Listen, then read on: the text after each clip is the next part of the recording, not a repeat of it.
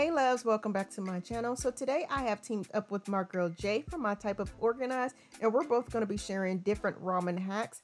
So after you guys are done watching my video, head on over to Jay's and be sure to let her know that I sent you.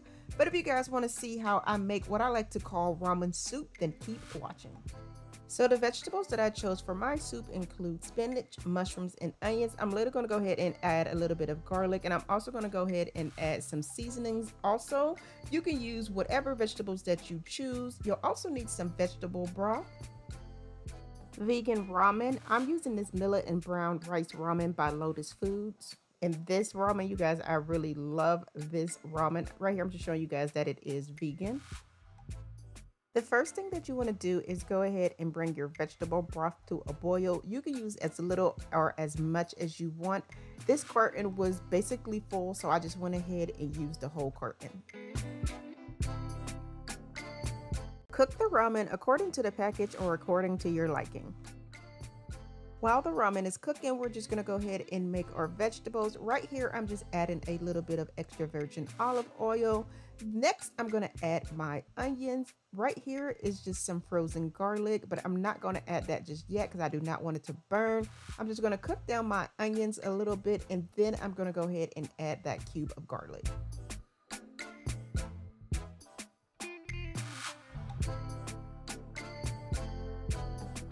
Now I'm just going to go ahead and add my mushrooms and let those cook down for a little bit also.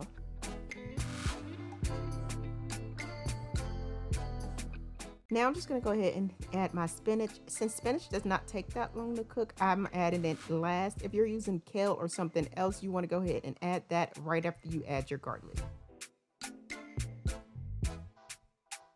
Once your spinach has cooked down, go ahead and add your spices. I am using black pepper, onion powder, garlic powder, and a little bit of paprika. I typically do not add salt to my dishes simply because I do not like it. But if you like salt, then go ahead and add some salt as well.